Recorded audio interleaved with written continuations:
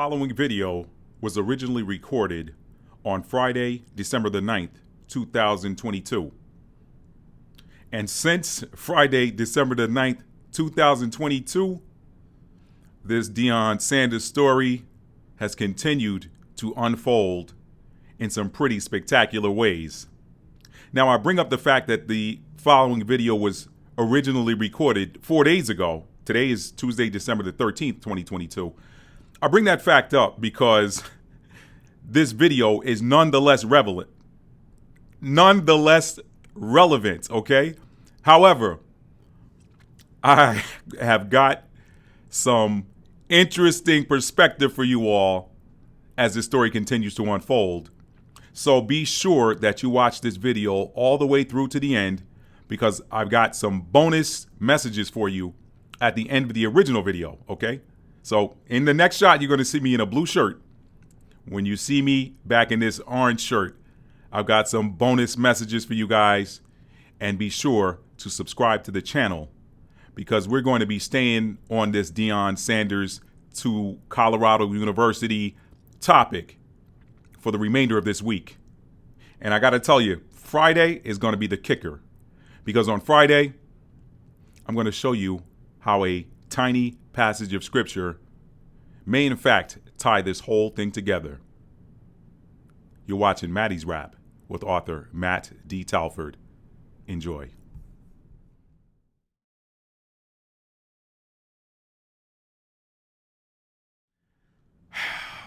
Man, I'll tell y'all, it seems like every time you turn around, whether it is on the news, which I don't watch, by the way, or a headline that pops up on your telephone from whatever app, news service you got running in the background. Seems like every time you see a headline here lately, there's a brother in the news. All right? Oh, is that another pop-up? No, not that one. Let me turn this ringer off. Seems like there's a brother in the news trending about something here lately. Ye, then Kyrie, and now Deion. We're going to talk about Deion Sanders coming up on this edition of Maddie's Rap.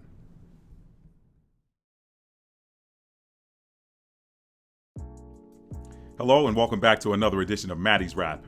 I'm your host, the multiple award-winning author Matt D. Talford, author of 2 amazing books that you probably are going to want to check out and have them in your library. And I'm going to tell you about those books at the end of today's episode, because today I want to talk about Deion Sanders and a case study for divide and conquer. All right? Now, some of you are already wondering what angle I'm taking with this, and I want to jump right in that. But before I do, I have to thank a very special group of people, my new and returning subscribers. Thank you guys. Thank you guys so much. The channel continues to grow. It continues to thrive because of you guys' energy, your positivity, your well wishes, your likes, shares, and comments in the comments section underneath these videos. And I do appreciate you guys going back now and watching my older content. I was a little known YouTuber until about a month ago. And now you guys are starting to see the content that I put down for last couple of years and showing some appreciation there. So I want to return that appreciation and thank you guys. You guys mean the world to me. I love you guys. I typically save that till the end to tell you, but I want to tell you up front and give you some love right now. I love each and every one of you guys. Thank you so much. I couldn't do it without you. Now, divide and conquer, Matt. I want you to first take a note, okay? Write this down, and you don't need to write it down because there will be a link in the description box below. I did a video a couple of weeks ago talking about divide and conquer, all right? I want you guys to check that video out. I give you an example of how outside influences tend to break up strength and conquer it, okay? That divide and conquer typically does not come from the inside. It typically comes from the outside. And I want you guys to look at that. It does apply loosely, varying different degrees of loose. I mean, it could apply directly in the minds of some. But that video, it does apply to Deion Sanders, all right? Now, you guys know Deion Sanders is trending in the media right now because he left the Jackson State Bulldogs. Okay, sorry, not Bulldogs. Sorry, the Jackson State Tigers. He left the Jackson State Tigers, Jackson, Mississippi, historically black college, SWAC. Okay, SWAC, Southwestern Athletic Conference, and he accepted a gig to become the head coach for the Colorado Buffaloes. All right, I believe they're Pac-10, Pac-12, Colorado University, Pac-12. Deion accepted a gig to become their next head coach, to the tune of $29.5 million over 5 years. Now, there's a lot of controversy around his leaving Jackson State. Now let's talk about the money first, and then I'll get into the divide and conquer thing. Some of y'all already know where I'm going. First off, let me say how much respect I have for Deion Sanders as an athlete and as an individual. It's really easy to get upset about the one thing that somebody does that you don't like and then forget the 99 other great things that they did. Okay, so Deion has done a lot of good for a lot of people, all right? For a lot of people, for a lot of organizations, Deion has done a lot of good. So let us not, when I say our, I'm speaking to collective, okay? Not myself necessarily. I'm just here providing an alternative perspective, okay? But let us not, throw Deion under the bus for something that he did that a lot of people don't like when he's done so much other good. Let us remember the good that he has done and continue to support him as an individual. Deion has the right to do what he wants to do, and that includes accept any amount of money to go do something that he perhaps wanted to do all along. Okay, so let's talk about that now, because for some people are looking at Deion as a sellout. Let's say that word. I don't want to call Deion a sellout. I don't see it that way. I would almost use the term victim, but I'm gonna hold back on that too. Y'all stay with me. I know some people already don't like that. Some people are gonna say first off, a lot of people have said that, man, Deion, he's a sellout, man. He came to Jackson State, made all these promises. He was gonna do this, that, and the third, and man, he left and went for the money. I thought it wasn't about the money. Well, there's a big, huge delta between $29.5 million and $300,000. Okay, I mean, if they just paid him $500,000, you already $200,000 to the good over what you're getting over here. Okay, so they could not. A lot of people say, well, why did they give Jackson State the opportunity to match that amount? Was Jackson State gonna match $29.5 million over 5 years? Could they have raised that? Yes, they probably could have raised it with a lot of help from a lot of celebrities that would support HBCUs, and that's an argument for another day. But did they have the ability to match it right now? No. Okay. But again, let's go with the argument that says, well, Deion said it wasn't about the money. I'm gonna get to the divide and conquer in just a second. But again, I'm trying to play the middle here, and I'm trying to look at it through the eyes of perhaps Deion Sanders. Okay. What if Deion always wanted the opportunity to see how he would fare against the other power conference coaches, okay? How he would fare against them. He proved himself at Jackson State, no doubt about it, okay? Back-to-back conference championships, okay? Their first unbeaten season this year in 2022 is it? Their first undefeated season. Deion has done a lot. He has done a lot for that program, and I think he has more than proven himself, okay? But let us not forget that Deion actually wanted to coach at Florida State, if I'm not mistaken. And they basically thumbed their nose at him. So what if this is Deion's opportunity to get back at Florida State? What if this was part of his plan all along? We don't know. But if this was part of his plan all along, then who is one man to judge another man for how he decides to live his life, for the decisions that he makes? Again, what if that was the long game for Deion and we don't know it? We don't know what's in the mind we don't know any more about what is in the mind of Deion Sanders than he reveals to the media and anyone who's watching whatever interview or whoever's interviewing him, okay? We don't know. You can look at it. All I'm here to do is give you possibilities. And one possibility is that Deion had it all along to get into coaching a power conference football team. Okay, he didn't get to coach his alma mater, so maybe this is his opportunity to thumb his nose at him. He kind of already did it by pulling one of the top recruits at wide receiver in the country from his alma mater down to Jackson State. Okay, so there's that. Let's see. So again, Deion has the right. That could have been the long game for him. What if that wasn't the long game? What if the long game was, hey, you know what? I'm going to stay at this HBCU and help build historically black colleges and universities and their athletic programs and just bring them back to greatness. Bring them back to greatness. That's what I want to do. What if that was his initial plan, but then not just the money? Because if he said it's not about the money and he's had a tremendous career and made a tremendous and incredible amount of money as both a professional athlete and a broadcast personality for, a sports broadcasting personality. He's made a ton of money. So if he says it's not about the money, I'm inclined to agree with him. All you can do is take a man at his word. If you can't, it's really easy to say, well, he said this, did it. If he says it's not about the money and you look at his track record, you have to believe him, okay? In my opinion, you have to believe him. So I'm going to believe him. Whether you choose to believe him or not is up to you. I believe that it was not about the money. Now, however, if he says it's not about the money, then I'm going to believe that. But now, so what could it be about? What if it's just, hey, you know what? Somebody came along that wants me, and this is an opportunity for me to see how well I can do personally as a coach going against some of these bigger schools. I've proven myself in the SWAC, all right? I've proven that I could dominate the SWAC. Now, what if I want to go and prove myself at the next level? What can I do with at a university that has better facilities, more money to be able to pour into my vision and what I want to do?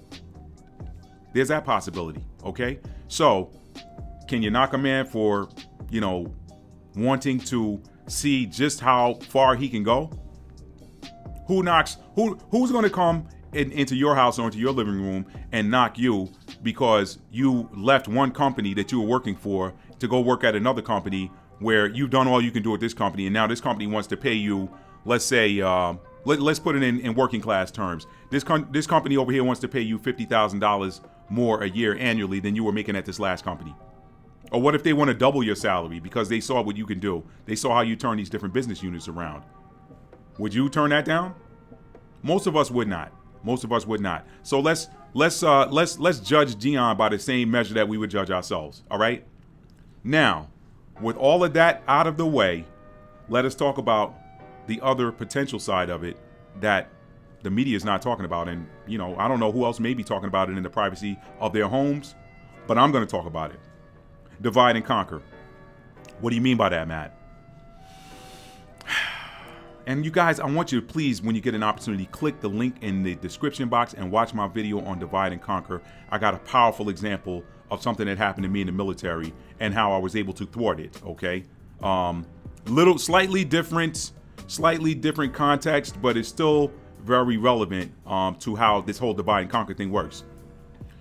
What if this Deion thing was a measure by the establishment? Let's say the establishment. What if it was a measure by the establishment to stop a problem before it started? What do you mean by that, Matt? Look at what Deion did. Deion's personality and who he is pulled one of the top so-called black, y'all go watch my video on what simple bags of flour can teach us about race. I don't like the term black. I don't. But that's why I use the double air quotes, and that's why I say so-called. Deion, with his personality and who he was, his character, his influence, his ability to influence the minds of the youth, Deion was able to pull the top black wide receiver, high school wide receiver candidate away from a top collegiate football program, his alma mater, and bring him down to the SWAC conference, to a historically black college and university, an HBCU.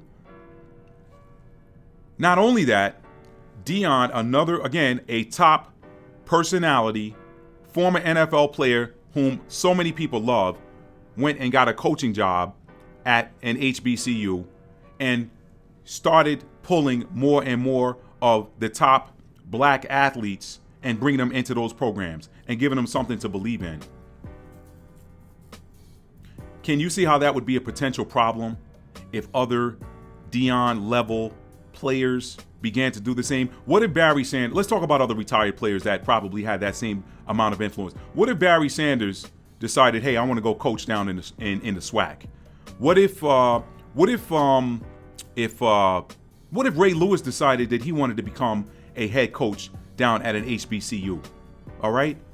What if, you see what I'm saying? What if Emmitt Smith said, hey, you know what? Deion did this. I want to go coach. All right. You see how that works? What if Randall Cunningham said, I want to go coach in HBCU? Now what happens? What's starting to happen? All these kids that look like them, now they want to go be a part of something special. They want to be a part of something big. How does that affect these other schools' ability to win now? What does that look like now? I want to take you back to the middle of the 20th century and a Negro League player named Jackie Robinson. Let us not forget the Jackie Robinson experiment, because that's what it was. These Major League, these MLB execs, owners, whatever have you, they noticed how they saw an economic boon in the Negro Leagues. Wow, man, they're going out there. Man, they show up in droves to watch their favorite teams, their favorite players play. What if we could give one or two, just a handful of their players, an opportunity to come and play in our league? We can get some of that revenue. We can get some of that revenue. Divide and conquer. Divide and conquer. You see how that works? So, the potential problem with Deion Sanders staying at an HBCU is that not only could he potentially attract others with just as much charisma as he has to then go and coach these historically black colleges and university programs, but then what if Michael Jordan, let's just say what if Michael Jordan decided he wanted to go coach basketball at Howard University? What if Scottie Pippen said he wanted to go coach basketball at Howard University? You see what I'm saying? These top players that people love, that are retired, you know, what if these guys went and decided they wanted to go coach basketball at HBCUs? These highly favored players. What if Reggie Miller decided to do that? What does that do to the recruiting? That helps HBCU recruiting. It hurts non-HBCU recruiting.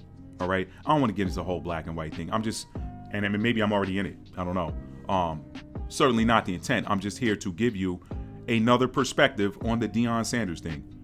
So, divide and conquer. Divide and conquer. So you see, again, what if the whole thing was the establishment saying, hey, we got to stop a problem before it starts. It's going to cost us way less to pay Deion Sanders $29.5 million than it will for us to see all of these top players leaving or us not being able to get our hands on the top players. If we don't have the top players, we don't have the top game. We don't have the top game. Look at the national recognition Jackson State started getting. Hey, I've been a Clemson Tiger fan for a long time. I have. Clemson Tiger fan. I loved watching Deshaun Watson win us the championship. I don't play about this thing. It's real for me, okay? It's real. Been a Clemson Tiger fan since the 1980s. I have been, okay? But this year, I maybe watched a quarter, and I'm being honest, I maybe watched 1/4 of Clemson football. I maybe watched 1/4 of it. But every time I could catch Jackson State on television, I was watching Jackson State. How many other people was that a reality for? So you see, what if this whole thing was a threat to the establishment, all right? And so what they did perhaps was give Deion the short-term promise of money and opportunity, all right, in efforts to eliminate the long-term threat, all right? The long-term threat is what? The top high school players from around the country not going to the Wisconsins, the Ohio States, the Florida States, the Clemsons, the Alabamas, the LSUs, but now they're going to go play at historically black colleges and universities. What does that look like? What does that look like for the money? What does that look like for the advertising? A lot more money. So, the aftermath. What is the aftermath? Let's talk about the aftermath and I'll wrap this up. What is the potential aftermath of Deion leaving? What is the void? Okay. I would say it could be a long time before we have another opportunity like this. I would say that, but time is short. Okay, we know that. If you look at what's going on in the world, and you see the time is short. So in the long run, really, what he did to me, in my opinion, doesn't really matter. I mean, but let's just, for argument's sake, let's say the world's got, this country, the way things are going, everything's going to settle down and things will return back to normal, as we hear a lot of people say. Anyway, and things go back to normal. What is the aftermath? The aftermath is potentially there's a long time before another opportunity like this arises, and perhaps HBCUs go back to being, dare I say, mediocre, or the programs being mediocre, because the players aren't. The players are not mediocre. And my hat's off to the coaches and the players that are getting it done every year in whatever sport, whether it's basketball, football, or something else. My hat's off to you, okay? But when you compare them, you can't compare. Listen, sports is about money. If you don't have the money to put in the facilities to make your players better, to make your athletes better, to make your to get the best coaches, to get the best equipment in, so that your players can thrive and grow, how can you compete with those who do? Doesn't matter if you take the days of old where people fought with spears, swords, battle axes, battle hammers. Doesn't matter that you got the strongest, fastest, most powerful soldiers if they've got antiquated weapons and they're going against a modern army with bullets, bombs. Doesn't matter. It doesn't matter. And so I think that's kind of the plight of the HBCUs when you compare them to the non-HBCU universities. Okay. So the aftermath is it could be a long time before that opportunity arises again. Maybe somebody says, well, man, and I'm talking about from the kids' perspective, the recruiting. Man, look, man, we went out there, man. Coach Prime recruited me on the promise of this, that, and the third, and man, he left us, man. And I'm here now with this scholarship, and maybe I can transfer and go to another school. The whole thing is just gone now because of this opportunity that coach, within his right, took and went to University of Colorado. So again, long game versus the short game. What if Deion just said, you know what? It really isn't about the money, and it really isn't about me going to see how well I can do in another conference. Let me continue to build up the HBCU athletics programs across the board, so that we've got so many other Deions that now if I want to go take a job out of here, I don't leave a void. The program, the whole agenda, if you will, doesn't suffer because I left. That's the other side we have to look at there. So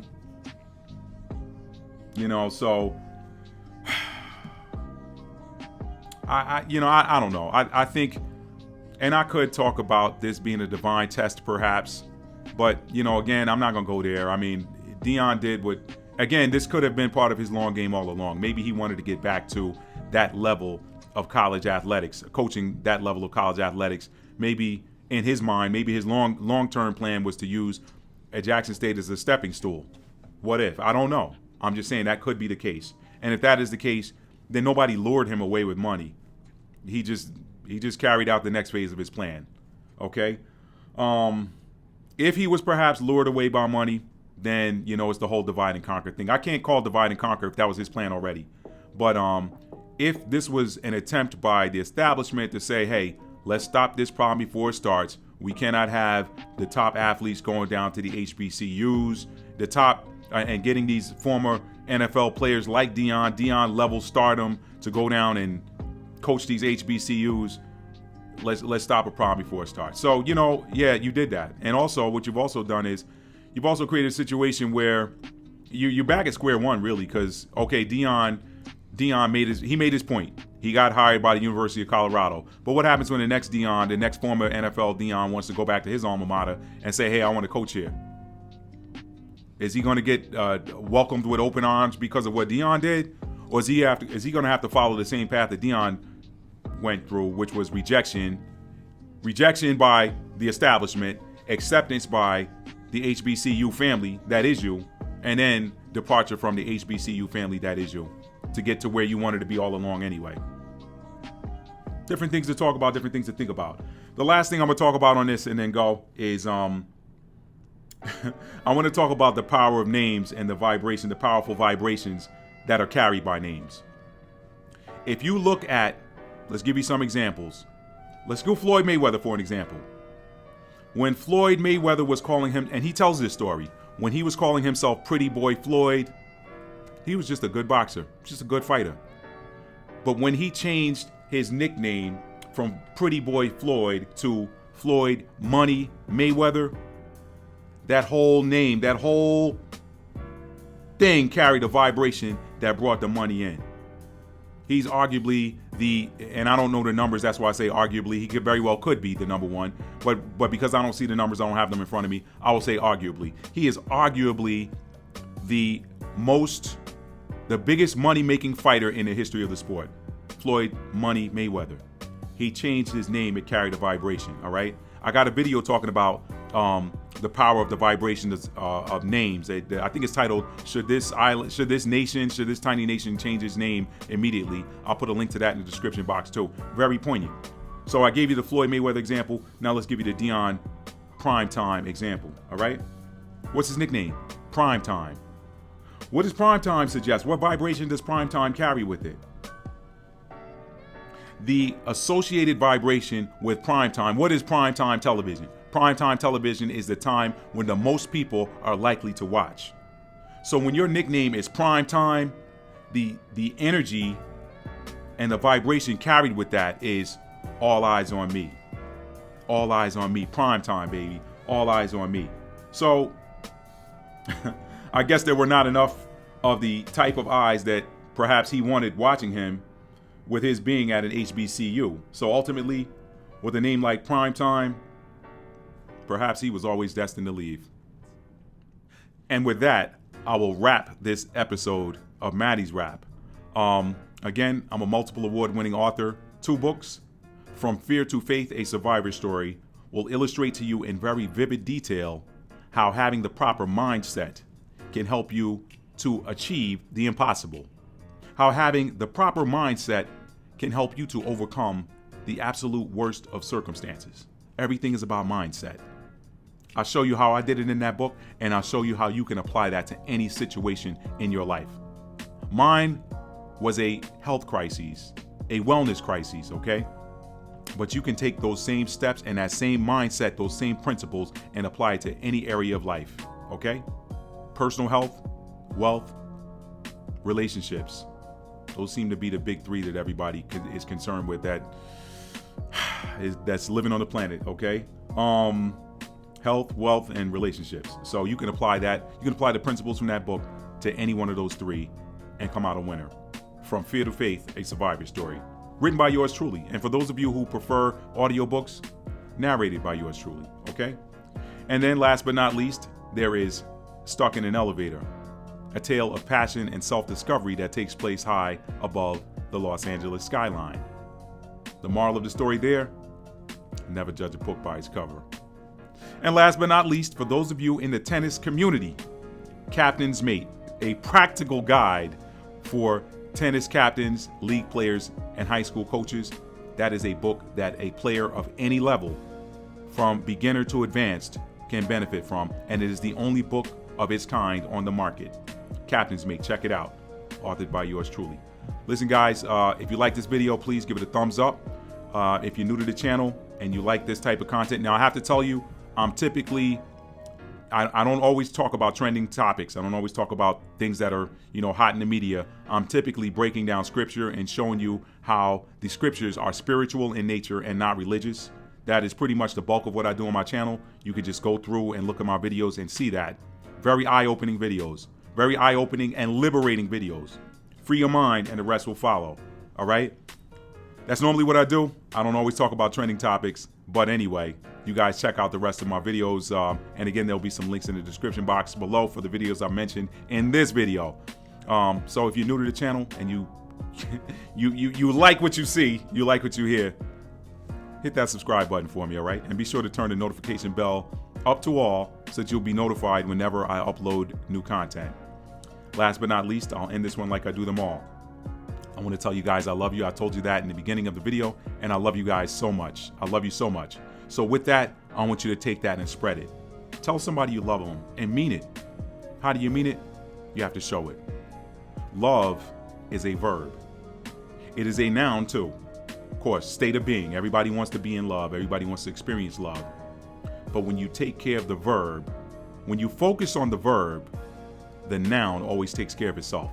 So focus on the verb form of love. Show love. Show love. Okay?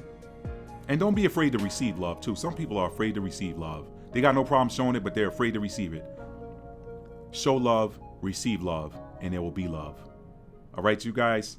All right, family. Take care. I hope you enjoyed today's video.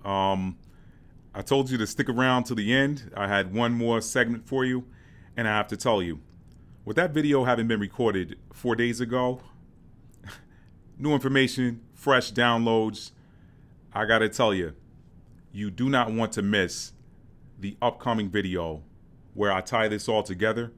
Because in spite of everything that I said, and I showed you two different sides of it, I tried to show you from the Deion Sanders perspective, how would I feel if I were Deion?